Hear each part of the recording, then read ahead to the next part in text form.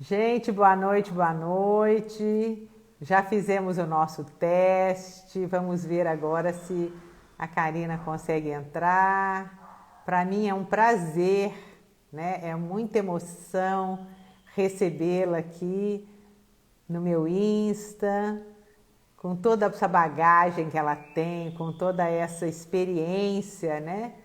Com doutorado e pós-doc nessa área a respeito do suicídio, né? Então, quanto que ela tem de experiência e quanto que ela vai poder enriquecer aí a nossa live. Preparem os corações, anotem as perguntas que vocês quiserem fazer. Vou ficar aqui atenta para não deixar nada passar. E vamos aguardá-la entrar. Jordana, Nayara. Vamos aqui, ficamos nessa expectativa da chegada. Isso. Vamos ver aqui. Ótimo, tá entrando. Isso, nós estamos só aguardando a Karina entrar. E eu estou desde manhã. Oi, deu certo, Karina, ainda bem, que bênção. No final tudo dá certo, né, minha amiga? Tá vendo? E um minuto antes, tá vendo? É. Estamos assim super pontuais. E eu hoje comecei a dar aula cedinho na PUC, desde manhã eu estou tão emocionada, eu falei, gente, eu vou estar com ela. Tudo bem. Ai, que bênção, que coisa mais rica poder estar com você, compartilhar as suas experiências. Tudo na vida tem um sentido, né, Karina? Então não é à Se toa não que tem, a gente você busca, né, minha se não amiga? foi e encontra, né? Se não tem E sentido, encontra. a gente busca e a gente encontra. E aí a gente não entra no processo de morrência, viu, gente? Olha, a doutora Karina tem um curso no Instituto Suassuna, né, sobre suicídio e as práticas para os profissionais de saúde, gente, imperdível, porque tanto o doutorado dela quanto o pós-doc realmente foi nos Estados Unidos, com toda essa vivência, né, cuidando dos cuidadores e cuidando de si mesma. Então, quero reafirmar o meu prazer, né? Eu sei que a sua agenda é superlotada e você pôde estar aí conosco. É a missão, né? Então, vamos cumpri-lo. Então, queria te agradecer inicialmente, queria que você falasse um pouquinho da sua experiência. Estou aqui de óculos para observar, ficar atenta às perguntas de vocês. Prometo que vamos respondê-las, né? Porque realmente queremos sair daqui diferente do que a gente entrou. E Eu aí? iniciei, né? Primeiro, eu quero te agradecer, minha querida. Eu já falei isso, né, em alguns contatos prévios, mas assim, eu sou muito admiradora da família Suassuna, né? Então, se vocês hoje têm um instituto, eu gosto de todo mundo de vocês, né? Ai, Faz que muito tempo que a delícia. gente se conhece, né? Anos, Então, né? eu tinha vocês anos, né? Então, eu Anos. tinha vocês e tenho vocês como uma família que realmente eu amo bastante, né? Então, Uhum. eu me aproximei também do Danilo, e aí então ele me deu o privilégio de gravar os dois cursos que nós temos, né, pelo Instituto Suassuna. Um é sobre suicídio e profissionais da saúde, o trabalho de profissionais da saúde, e um outro tem a ver com a defesa do meu doutorado, né, que eu fiz na USP, né, que falava sobre o processo de luto do filho da pessoa que se matou, e eu tive realmente uma honra de ser orientada pela Maria Júlia Kovacs, tanto no doutorado, e em 2013 eu ingressei no pós-doc, né, estudando também cuidados e intervenções aos enlutados por suicídio. Então, assim, agradeço demais, né, pelo fato de eu estar conversando com você, minha querida, né, a gente alinhou faz muito tempo também Muito essa tempo. live, estava Aham. bastante difícil o meu tempo, mas assim, gosto muito do teu, né, da tua generosidade em me acolher. Todos os momentos em que nós conversamos, você sempre foi muito acolhedora, Virgínia. Então, eu só tenho que te agradecer por essa outra oportunidade, mais nova oportunidade de estar aqui com você nessa noite. Aqui em São Paulo está muito frio, então eu Nossa, e aqui está muito quente, viu? E aí eu espero então que as minhas palavras possam trazer acolhimento, que esse é um dos meus objetivos, principalmente na pós-venção, né? Por isso que a gente fala que o luto por suicídio é aprender a percorrer a árdua trajetória da pós-venção, porque oferecer o acolhimento para uma dor sem nome, esse título eu aprendi com uma das minhas clientes, cujo irmão se matou, e ela me contou, né, esse título, e eu achei muito importante falar Nossa, sobre ele, uma dor sem nome. Então, quando a gente é impactado pelo suicídio, e eu tenho a minha história desde 10 anos de idade, percorrendo essa história da suicidologia para incentivar as leads acadêmicas a falar sobre essa questão do manejo, do acolhimento, do sofrimento existencial, que faz uma pessoa pensar na morte como possibilidade. E aí, então, em 2005, depois que eu publiquei o meu livro Suicídio e Gestalt Terapia, que eu tive uma parceria da minha mãe, que foi por causa dela que eu entrei na suicidologia, e foi num momento em que eu estava vivendo o meu luto, né? Um luto materno, um luto gestacional, Virgínia. Então, quando eu estava grávida daquele que seria o meu primeiro filho, a minha mãe estava pela última vez falando que queria se matar. Ao que eu falei para ela, mãe, por inúmeras vezes você tentou se matar e não morreu. Calma, a hora da sua morte vai chegar, a gente não escolhe o momento da nossa morte. Foi aí que eu tive uma pontada e que foi um momento que eu estava abortando. Interessante o termo aborto espontâneo, porque o meu luto fez com que eu ganhasse uma parceria que foi o da minha mãe. Porque depois da curetagem, ela se aproxima de mim e ela fala: Karina, você já perdeu coisas demais comigo. E eu falo: mãe, eu perdi uma infância, uma adolescência, que eu gostaria de ter tido mais serenidade. E ela fala: então agora, a partir de agora, você não vai ter uma mãe que tenta se matar. Você recebeu uma parceira e eu vou te ajudar na prevenção do suicídio, que ela sabia que desde que eu voltei dos Estados Unidos, no mestrado que eu fiz, o meu mestrado lá no Center for Humanist Studies, ela sabia que eu vim para o Brasil e voltei para o Brasil para estimular as leads acadêmicas, por isso que eu também me tornei professora universitária.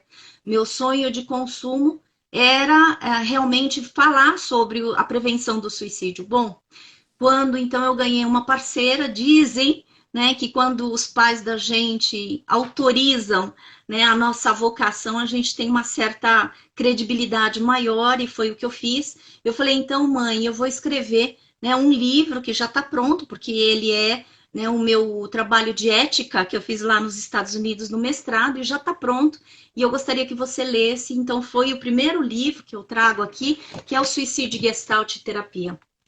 E este livro eu coloco, né, um agradecimento muito importante para ela, porque a partir do ensinamento que eu tive com ela, eu consegui trazer propostas, né, de manejo do comportamento suicida.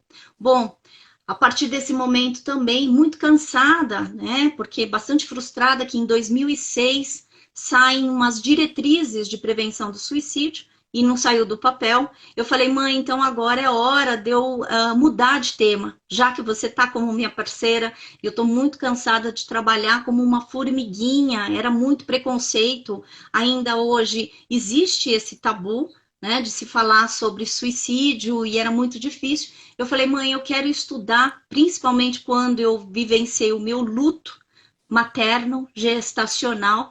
Eu falei: mãe, eu quero estudar luto, né? E eu tenho certeza, imagino eu, naquela época a gente não, né? A gente na verdade não tem certeza de nada, mas assim, eu gostaria de entender essa especificidade de um luto por suicídio. Bom, e aí então eu rumei, prestei, né? Me candidatei ao doutorado e felizmente fui aceita no programa, né, de escolar e do desenvolvimento humano da USP, e fui também aceita, né, pela Maria Júlia Kovacs para iniciar Nossa. este estudo em 2009, né, estudo sobre processo de luto. E aí, então, eu penso que o meu luto materno me ajudou a lidar com o luto de filha, de uma filha, porque nada é por acaso. Quando a minha tese já estava marcada para eu defendê-la, isso em 2013, em 7 de maio de 2013, a minha mãe falece, mas por coração grande, porque lembra que eu acabei de falar que ela nunca mais tentou o suicídio, mas um ano depois ela descobre uma miocardiopatia de grau importante, ela ficou com um coração grande e que é hoje em dia uma metáfora do processo de morrência. Quando eu falo que a gente vai definhando existencialmente e que a pessoa fica com o coração grande demais, né, que às vezes não cabe de tão pequeno que ele fica nesse definhar existencial. E aí então começo esse estudo de luto por suicídio. Então é só para dar as palavras iniciais para você também me ajudar nessa construção, minha querida. Olha, que é emocionante, né? Todas as vezes que você conta, as pessoas estão dizendo. A gente se toca muito, né? Realmente, quando a gente vivencia, ou quando a gente está próxima dessas vivências, é claro que mergulhar na temática, de alguma maneira, também nos conduz e nos cura, né? De repente, você foi se curando e quantas pessoas você cura hoje. E eu quero dizer que eu sou grata à sua mãe também, por todas as tentativas de suicídio dela. Essa é uma forma de mantê-la viva, né? Porque quando ela morre, Virgínia, eu aprendi que a gente tem condições, né, de manter a existência daquele que se foi de uma forma digna. Então, eu sempre reverencio, né, a possibilidade de eu ter aprendido com ela, né, todos os ensinamentos que hoje eu repasso, né, que hoje eu construo com ela, né? Então, assim, eu acho que assim, você ser órfão, né, é uma sensação muito difícil, né, porque te faz ficar sem chão, né, e eu aprendi a ser órfã desde os meus 10 anos, porque sempre foi um ioiô emocional. Eu sempre vivi, né, na ameaça, nesse solo fragmentado, e que também fez com que eu vi algumas pessoas colocando extrair flor de pedras, né, Aham. porque fez com que eu aprendesse que esse é um antídoto do processo de morrência, que eu aprendesse a extrair beleza de um solo árido, de uma história que eu era descrente, né? Que eu poderia ressignificar a minha vida, a minha história e ressignificar toda a situação traumática da infância e da adolescência por viver, né, nesta situação ameaçadora de perder a qualquer momento, né, a minha mãe. Uhum. E aí, Uhum. então, eu realmente, um dos processos, né, uma das fases do processo de extrair flor de pedras é você transformar a dor em amor. E hoje, quando você reverencia a minha mãe e você agradece, né, por todas as tentativas, eu também o faço. Porque eu aprendi, Virginia, que a gente não pode fugir da nossa história. E que às vezes não dá para a gente ficar brigando, né, com os acontecimentos. Quantas vezes eu realmente briguei, né, com o fato de ser filha de uma pessoa que tentava se matar e filha de uma pessoa, né, que realmente estava adoecida na alma, que estava vivendo esse processo de morrência. Mas, no Uhum. entanto, o que eu aprendi com tudo isso foram formas da gente poder realmente ressurgir das cinzas, maneiras Uhum. da gente suportar a nossa dor, não ficar aceitando de qualquer forma, né? Mas assim, a Uhum. gente poder conciliar a nossa dor com as nossas alegrias, com as Uhum. possibilidades da gente intercalar luz durante a escuridão. E é isso que realmente eu aprendi durante, né, todo esse tempo na suicidologia. Aliás, o que eu mais aprendo é a gente tolerar a falta de sentido de um ser humano. E quando eu Uhum. também aprendo, e você fala que eu me tornei curadora, eu costumo Uhum. falar que eu gosto da ideia de que nós somos curadores feridos, né? Aham. Adoro essa ideia. Uhum.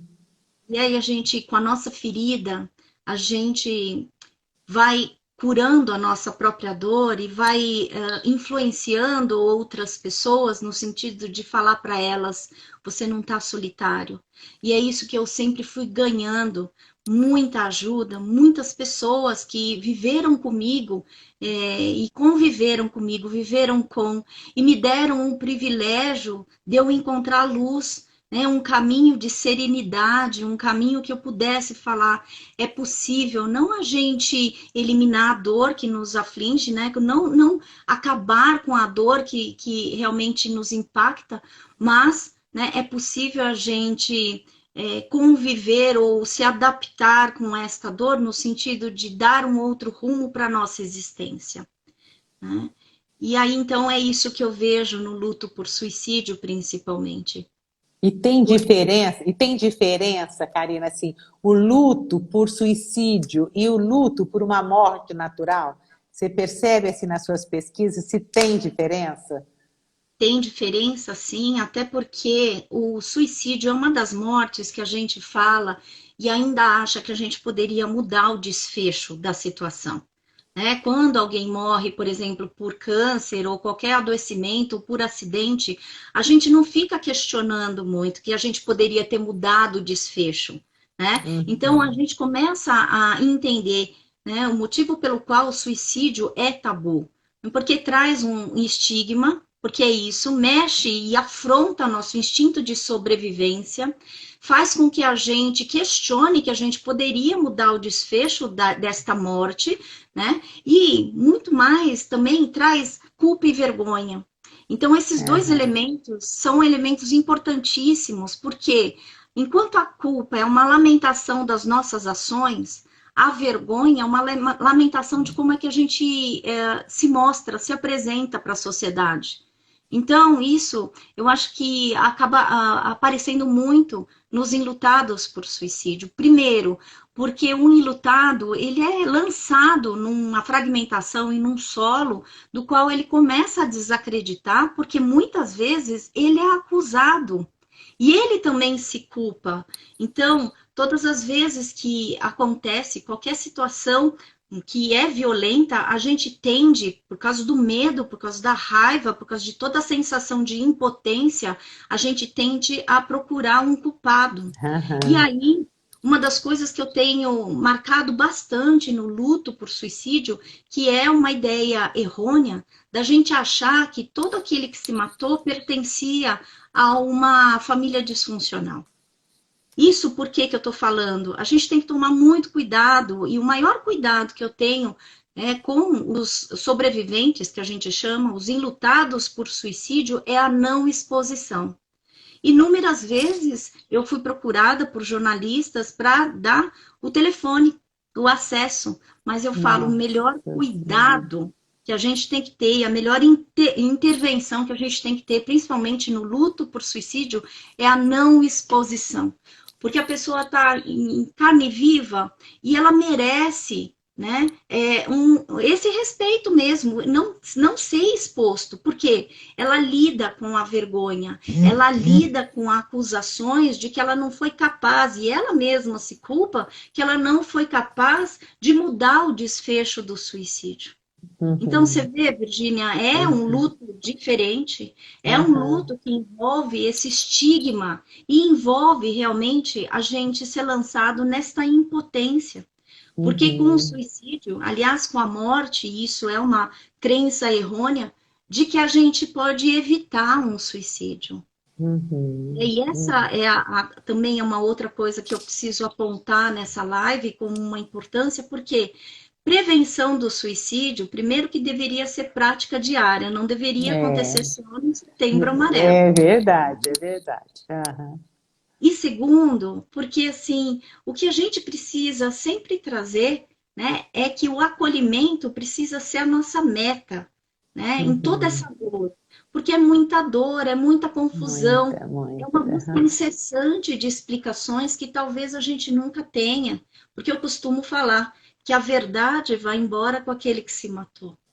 Isso, exatamente. Aham, Senão, uhum, são elucubrações que a gente começa a fazer, e essa pessoa que fica como, né, o sobrevivente, o enlutado, né, também, né, vive esta marca desta dor, que realmente é uma dor sem nome.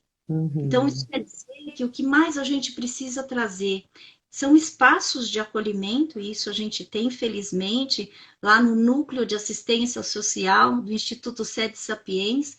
Nós temos uma equipe que pertence a esse projeto que se chama Grupo Transformador em Amor, Ai, que né? lindo. Transforma a dor em Em amor. amor.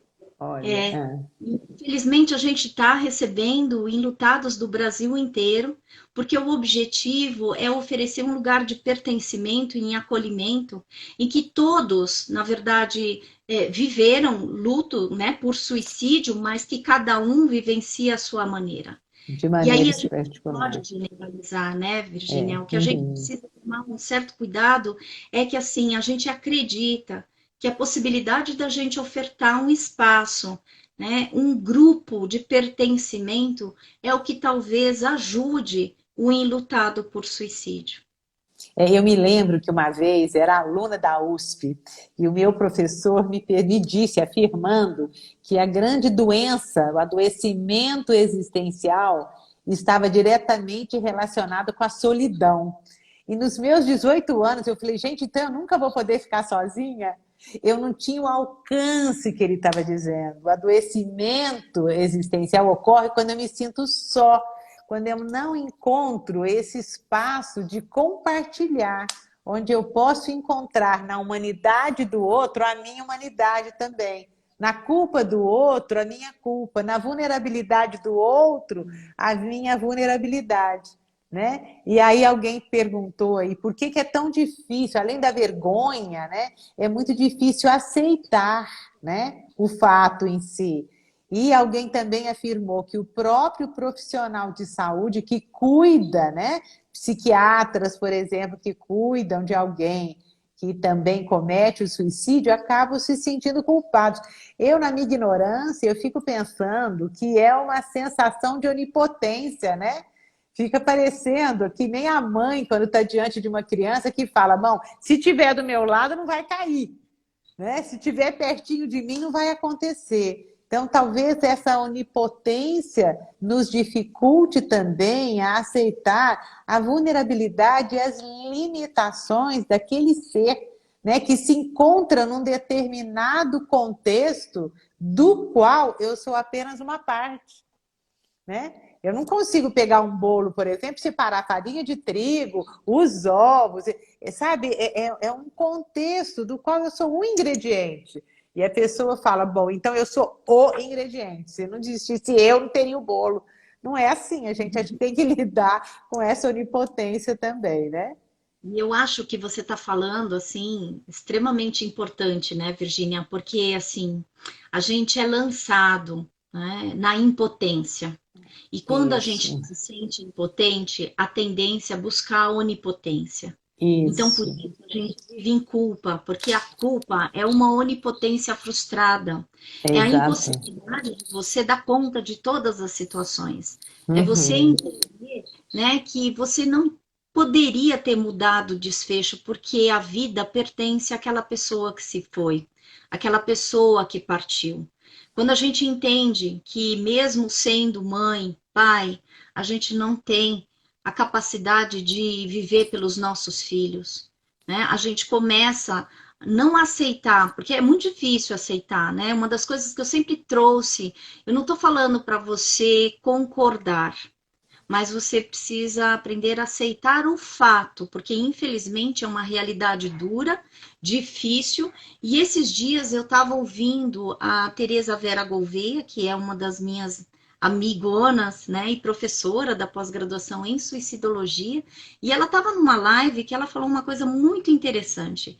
A Teresa, ela fala que hoje em dia a gente não usa mais, né, o termo aceitação. A gente utiliza a palavra adaptação, principalmente para o luto, porque, e eu parei para pensar que, na verdade, é um pouco disso, né? Porque a gente precisa aprender a se adaptar com a ausência. E muitas vezes a ausência daquele que partiu se torna muito mais presente do que em vida, né? Exato. Porque aqueles resultados, o que eu mais tenho acompanhado é que a presença depois da morte desta pessoa se tornou muito mais concreta, porque o enlutado ele vai ter uma orientação para perda que faz com que ele fale: eu gostaria de retomar as vivências que eu tive com esta pessoa. Né? Uhum. Então, eu acho que é uma maneira de se adaptar a estas ausências abruptas, porque, querendo ou não, o suicídio é uma morte muito escancarada, e esse termo é da Maria Júlia Kovacs, né? E morte escancarada é quando o privado se torna público e que a gente não tem muitos limites, né? E aí um luto, né, que a gente não consegue ter uma certa privacidade e intimidade, é um luto que pode se tornar complicado. Não estou Uhum. falando que todo luto por suicídio vai se tornar um luto complicado. Pelo contrário, eu estou falando que agrava mais quando a gente tem essa sensação de exclusão. E aí, Isso. eu acho que é bonito que você traz essa história de ter imaginado que você nunca poderia ficar sozinha, né? E que Aham. você aos poucos começou a entender que o lugar de pertencimento é um lugar que você se sente um pouco em casa, né? Um Uhum. pouco com seus pares, que você tem condições de compartilhar as suas dores e ver realmente um espelhamento, né, do teu sofrimento. E é isso que acontece, né, no grupo de enlutados, no NAS. Eu vi a Fátima Martuccelli, que graças a ela, né, a gente faz esse grupo acontecer e felizmente nós temos uma equipe lindíssima, né? A gente também tem pessoas que são beneficiadas no grupo, que eu já vi que estão aqui na nossa live. É uma beleza isso. Né? Inclusive alguém perguntou, tem como fazer um grupo para enlutados? É exatamente isso que ela está dizendo. Eu postei no meu Stories hoje, né, o grupo que acontece lá no Sede Sapiência. Claro que tem. E é exatamente no grupo que eu vou poder compartilhar e me encontrar. E depois de ouvir o seu curso ontem, né, que eu fiquei mergulhada na temática, você falando do processo de morrência, você disse que vai ocorrendo esvaziamento de si. E eu fiquei perguntando, né? Qual é o sentido? Meu marido morreu, a gente estava aqui numa festa de aniversário do Davi, ele foi para o campo, morreu no campo. Ele foi tão privilegiado que ele morreu onde ele queria. Falei, você morreu, ainda tem inveja de você, porque eu quero também morrer dando aula. Mas os meus alunos não querem, então eu vou morrer na Praça da PUC. Tem os guardadores de carro, disseram que me aceitam lá.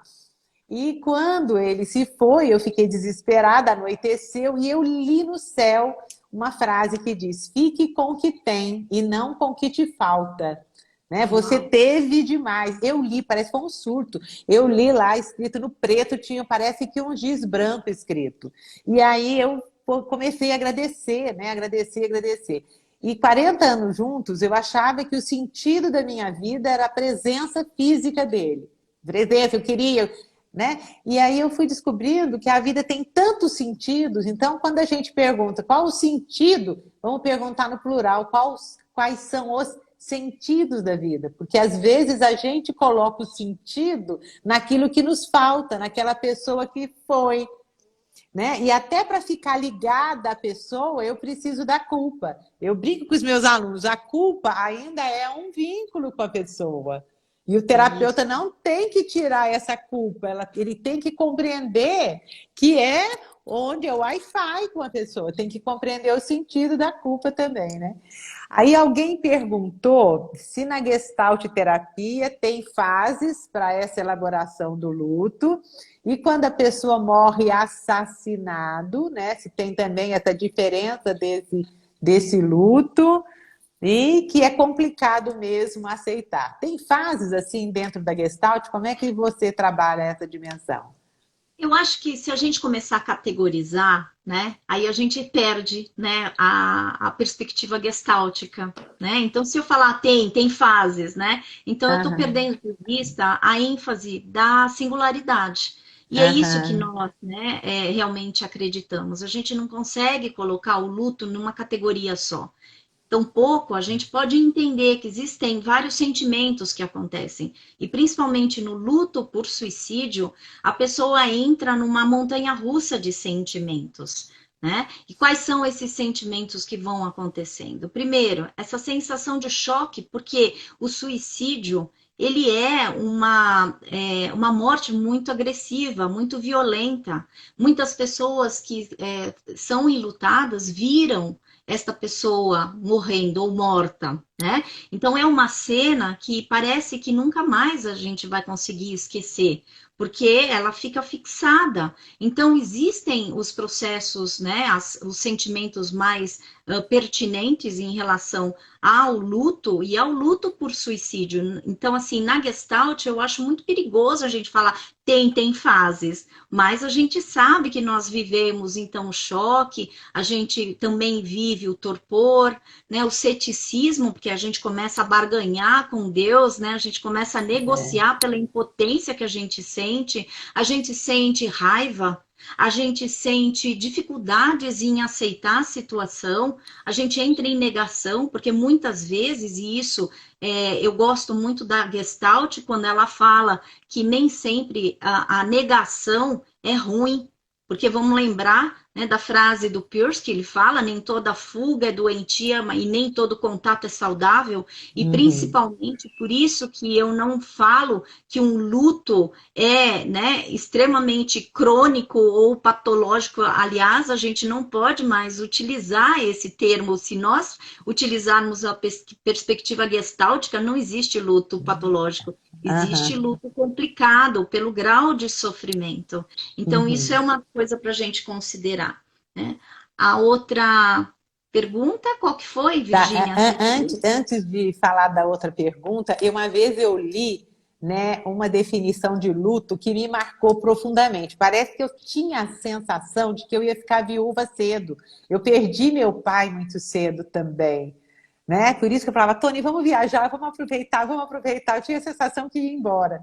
E uma vez eu li um autor que diz assim, que elaborar o luto é tirar o outro da perspectiva futura. Olha Eu só. acho essa definição, sabe? Elaborar o luto é tirar o outro da perspectiva futura. Assim, então, de repente, eu sonhei com ele, a gente envelhecendo juntos, então eu vou ter que chegar nesse tempo, talvez, elaborar aí devagarzinho, indo de encontro ao futuro. E alguém perguntou questão do tempo. Tem gente que fala, com 6 meses a ficha cai. Eu tive um paciente que perdeu, né, a família toda aí num acidente, e falaram para ele, olha, com 6 meses. Ele ficou esperando os 6 meses. Então, dentro da perspectiva fenomenológica existencial, a gente tem um conceito que é o temporalizar. Temporalizar é como eu vivo o tempo. Então, a morte pode ter acontecido há 10 anos e eu a vivo como se estivesse acontecendo agora. Espacializar é a maneira como eu vivo o espaço. Né? Então, eu tenho no meu Instagram também, em novembro do ano passado, eu andei gravando alguma coisa, dizendo, eu tenho algumas coisas ainda do meu marido, eu curto, não precisa mandar tudo embora, não precisa ficar tudo. Quer dizer, é um processo tão maravilhoso, né? Porque só a gente sabe o que a gente viveu com aquela pessoa. Né? Então, caracterizar-se é uma vivência muito particular. E eu me lembrei de um caso também de uma mãe que o filho queria assumir a orientação sexual e ela entrou em conflito, morava numa cidade pequenininha na época, uns 30 anos atrás, e ele se suicidou. E ela veio desesperada, desesperada, e agora? E agora? E agora? E eu ouvi você dizendo ontem no seu curso uma frase que eu adoro: não importa o que aconteceu, importa o que eu vou fazer agora, bem Sartre, né? Com o que eu tenho na mão. E durante o processo terapêutico, ela descobriu que ele se suicidou pelo preconceito dela. E ela passa a abraçar uma causa do preconceito. Então, quando ela abraça a causa do preconceito, ela tem o filho dela vivo novamente. Então, olha, até chega a me arrepiar. né? O que eu posso fazer com aqueles que ficam, né? E eu também sou uma pessoa que fico. Então, como é que eu posso, né? Eu tenho culpa, deixei de fazer. Então, o que eu posso fazer agora com os que estão presentes, com o filho, né?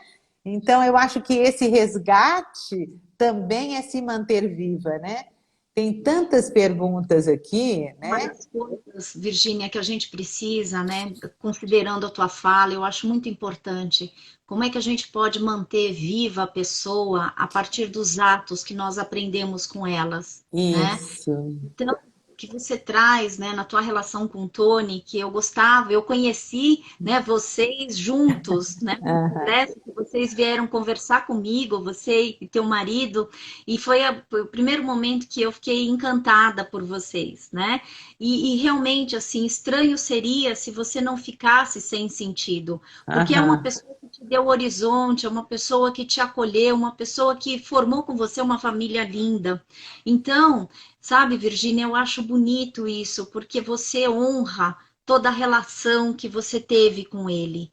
E é isso que a Uhum. gente precisa fazer no nosso luto. E é isso que eu trabalho também, ajudando as pessoas a não entenderem que a pessoa que partiu não é a morte, mas sim a vivência que ela teve. Essa relação ninguém tira. E eu costumo Ninguém. falar que a morte não arranca as vivências da gente, né? A Uhum. morte ela traz um sofrimento porque é um nunca mais, é a constatação do não concreto, né, da pessoa não concretamente, mas a gente aprende a criar uma vitalidade que essa pessoa ela faz parte da gente. Uhum. Então, hoje, na tua reverência e nas reverências das pessoas que eu faço que não estão mais aqui concretamente, fisicamente, elas continuam conosco.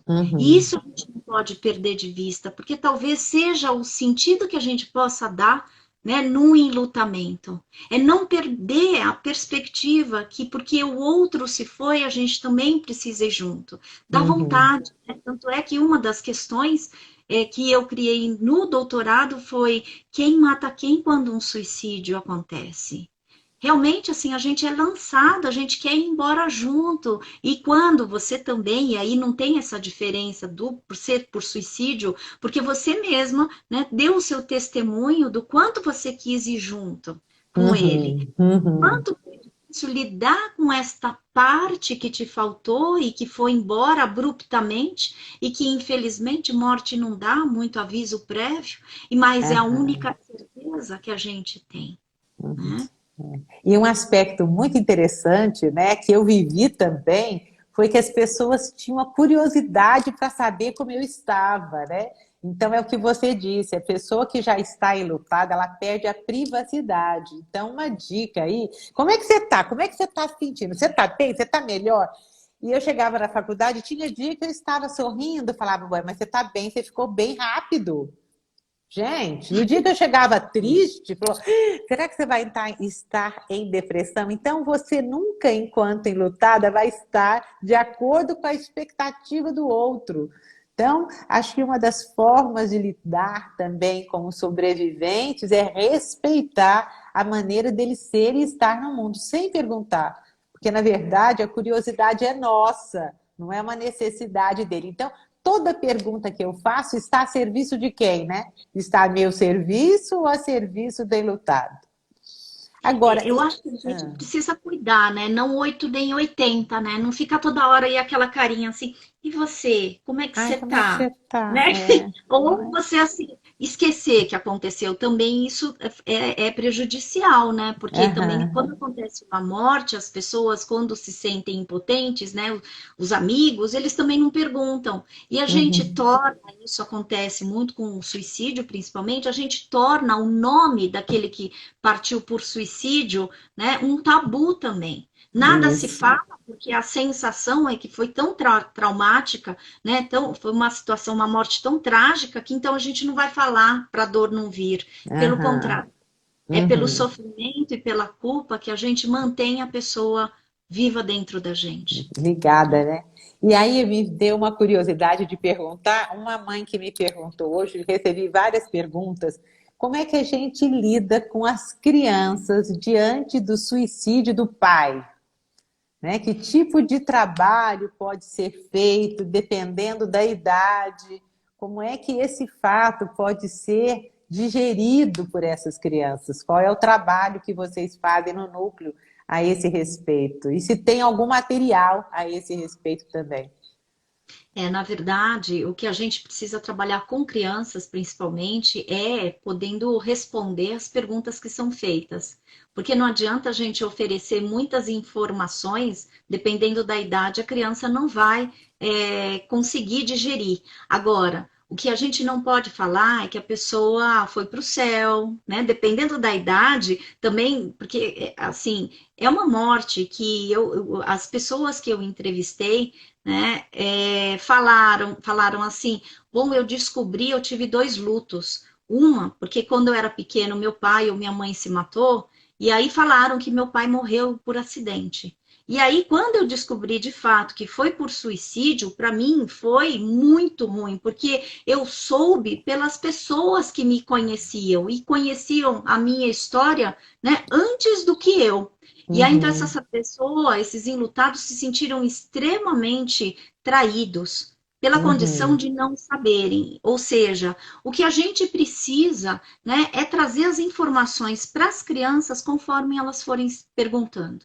E se de repente, porque é isso, todas as pessoas sabem. O que a gente tem que evitar é que, se todo mundo sabe e esta criança não sabe, É, a pior coisa é ela saber assim, ah, porque a gente sabe que teu pai se exatamente. matou, que a tua irmã se matou e que ele não sabe. Então a gente precisa ser muito cauteloso e muito cuidadoso.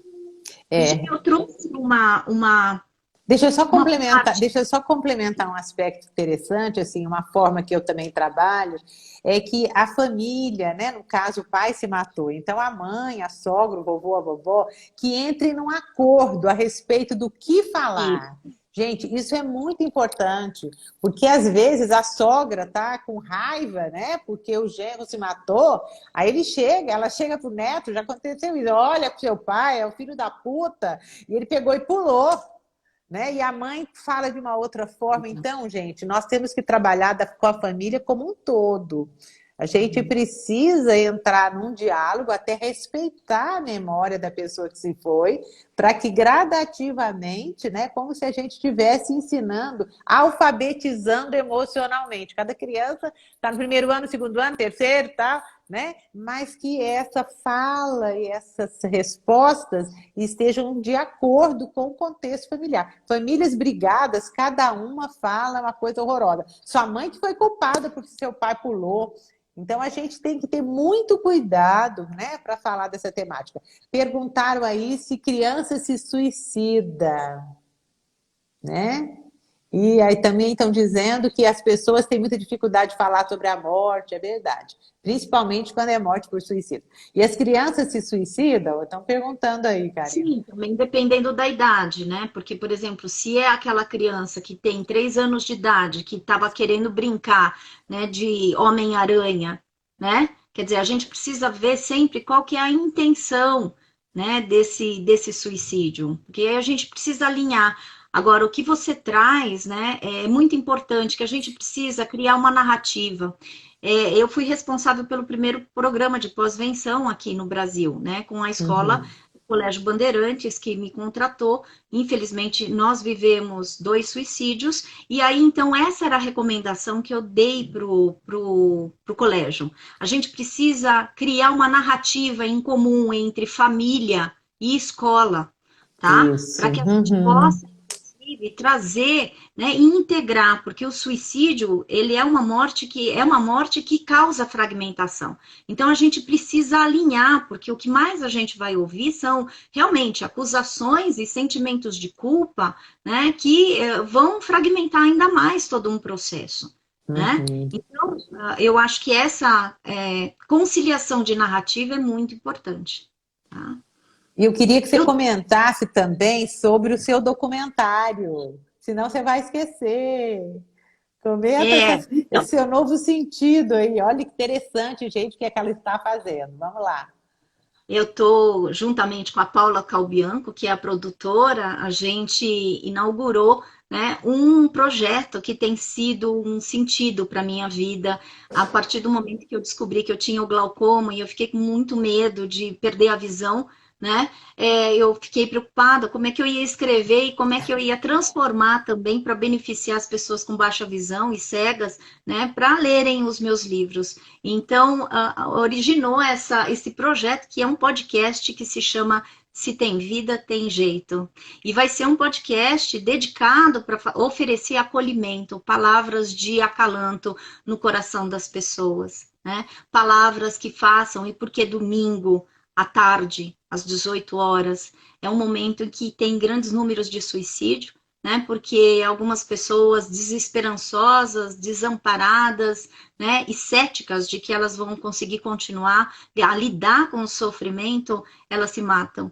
Então, a minha preocupação, juntamente com a Paula, é realmente ofertar, né, acolhimento, né, algumas palavras, entendendo e trazendo, né, o sofrimento humano, que aí então eu parto da perspectiva do meu livro, dessa primeira temporada, a vida não é do jeito que a gente quer, e não é mesmo, principalmente quando a gente lida com as questões do suicídio, a gente chega uma hora que a gente fala, realmente é um tsunami existencial que aconteceu, e mais a gente tende a lidar com essa situação e procurar, né? Então, esse podcast, ele está no Ai, que Spotify, beleza. né, em todos os áudios prediletos de vocês, e eu convido vocês, né, a ouvirem esse podcast. Também Olha, tem, né, alguns trabalhos, né, porque fala tem no podcast, tem sim, se tem vida, tem jeito, olha que tá? delícia. A gente está no 5º episódio, mas todos os episódios estão lá e todo domingo, às 18 horas, a gente lança um episódio. Olha que delícia.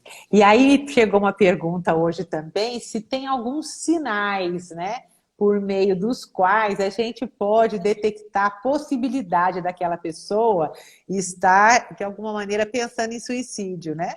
E também gostei muito, antes de você responder, que no seu curso lá no Instituto Suassuna, eu adorei quando você disse que a gente não pode falar que fulano cometeu suicídio.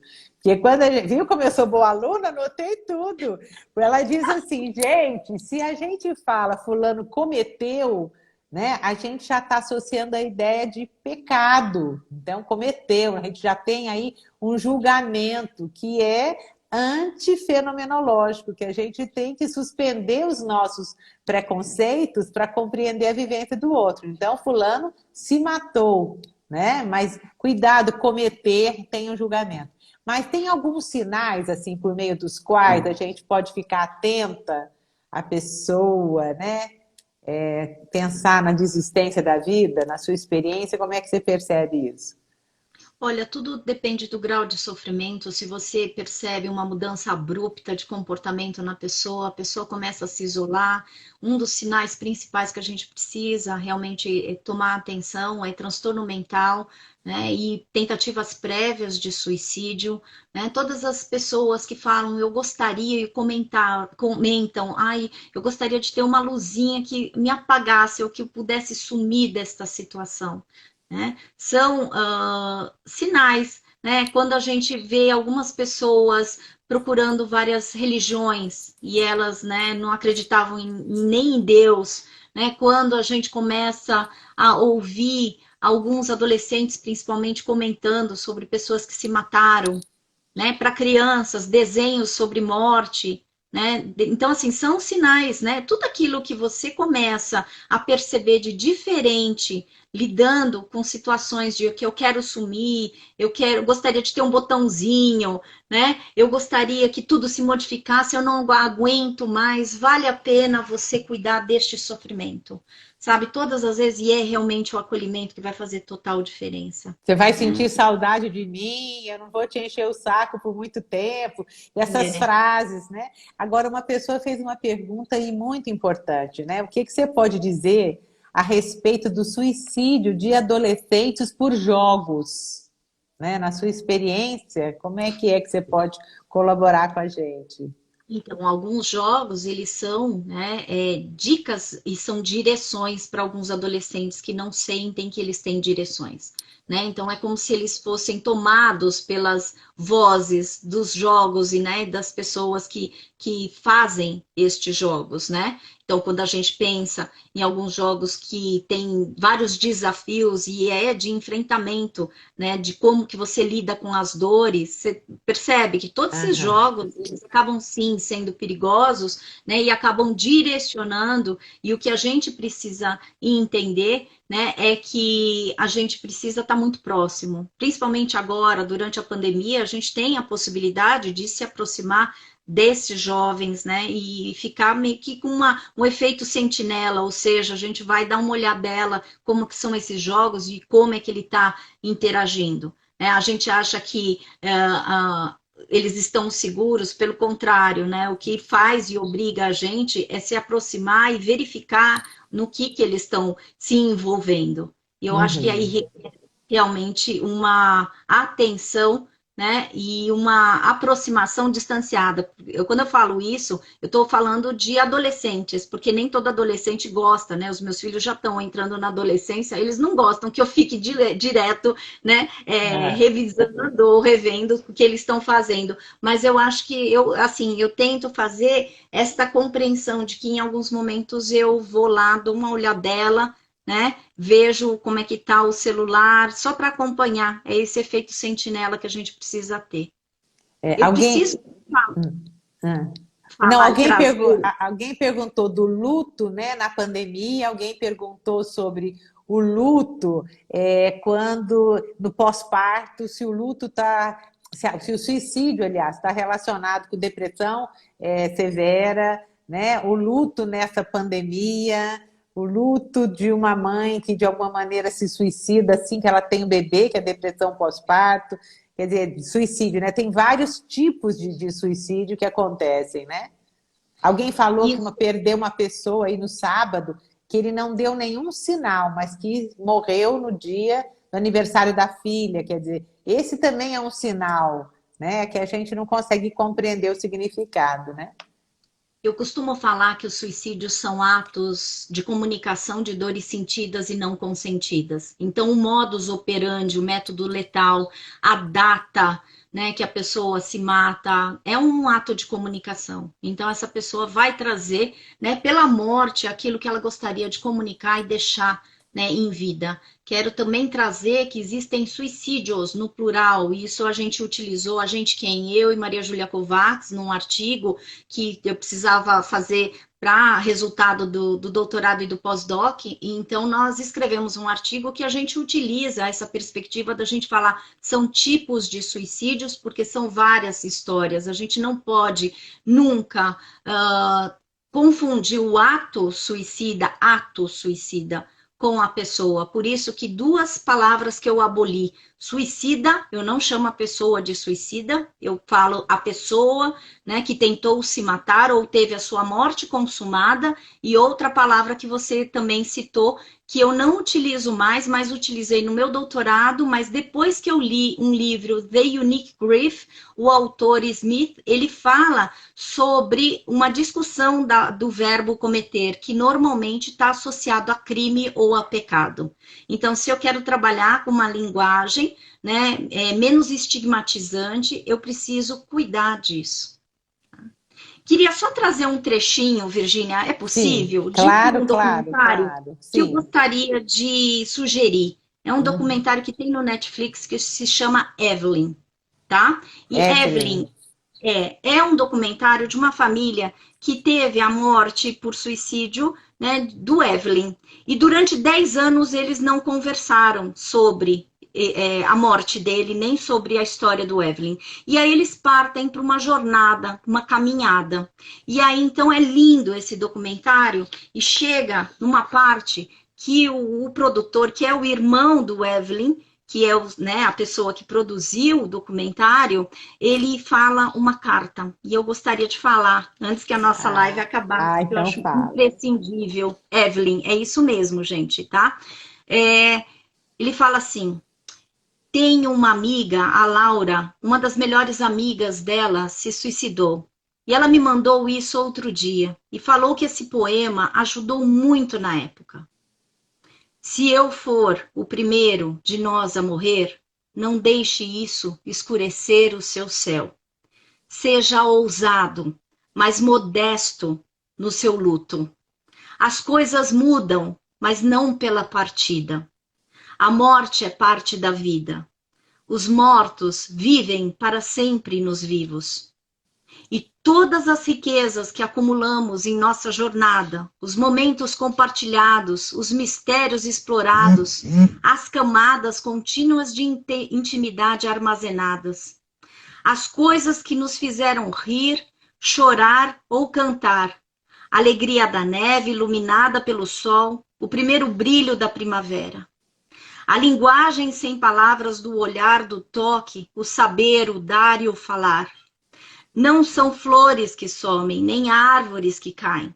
Também não são rochas, nem rochas suportam o vento e a chuva e as montanhas poderosas, com o tempo se reduzem à areia. Nós somos o que fomos, temos o que tivemos, um passado conjunto, imortal.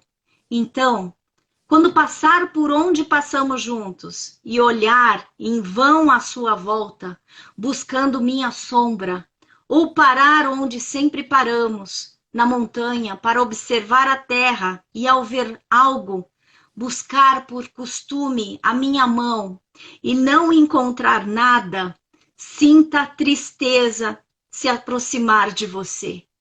Fique parado, feche os olhos, respire e escute as minhas pegadas no seu coração.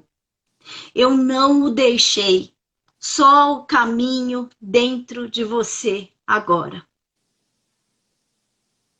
Eu não o deixei, só caminho dentro de você agora. Se eu puder levar essa palavra para cada enlutado, que a pessoa não te deixou, mas que ela está dentro de você e que ela caminha com você. Eu acho que isso é a coisa mais linda e que eu realmente gostaria de passar esta palavra para vocês. Eu fico extremamente emocionada. Nossa, eu também. Eu fico muito tocada, porque eu digo que existem presenças presentes, presenças ausentes e ausências presentes, né? E eu acho que a gente tem que reverenciar essas presenças que só mudam a forma de estarem presentes. E às vezes no nosso egoísmo a gente quer mantê-las. E às vezes ao lado delas estivemos tão distantes e às vezes agora estamos muito mais próximos. E de alguma maneira reconhecer e agradecer a existência delas na nossa vida as mantém viva também, né, dentro dos seus limites e possibilidades. E eu queria saber o nome da sua mãe. Yoko Okajima. Então eu quero dizer Dona Yoko e Okajima. Que a senhora caminha no coração de muita gente. Já não é só mais no coração da Karina, né? Eu acho que é isso. E se ela não tivesse vivido do jeito que viveu, você não poderia estar contribuindo com a gente da maneira que você está contribuindo. Nossa live está terminando, vai ficar salva. Muitas pessoas perguntando, vai ficar salva. Era meu sonho fazer essa live com você. E você não tinha data, e muitos meses atrás você me ofereceu agosto. E mal sabia que estava próximo do Setembro Amarelo. Então, também quero te agradecer, porque nada acontece à toa. Então, Eu também quero te agradecer, minha amiga, porque o amor que você passou, né? As tuas palavras me trouxeram a minha mãe aqui num cantinho aqui do coração, que está muito quentinho, né? Eu acho que a emoção fala, né, minha amiga? Então, assim, minha reverência a você, minha gratidão absoluta por você manter a minha mãe viva dentro de mim, né? E fazendo com que eu pulse e que eu acredite que eu posso continuar a minha jornada, minha amiga, e você também, Mas né? ela não está pulsando só mais dentro de você. Agora ela é nossa mãe. Olha, minha mão tá molhadinha. Olha aqui. Ó, um beijo grande no seu coração. Agradeço a todo mundo que esteve aqui conosco. Espero que vocês saiam aqui diferentes, porque eu falo que somos que nem aquarela. Cada um de nós temos uma cor. E quando a gente se toca, a gente muda de cor. E eu tenho hoje a sua mãe dentro de mim também. Viu? Muito obrigado de coração. Beijo Obrigada. grande, gente. Vou deixar salvo, compartilhem, visitem o Instagram dela, vamos participar no domingo às 18 horas. Ela tem muito, muito, muito mais para nos oferecer e todos os livros dela estão nos meus stories para vocês entrarem em contato, viu?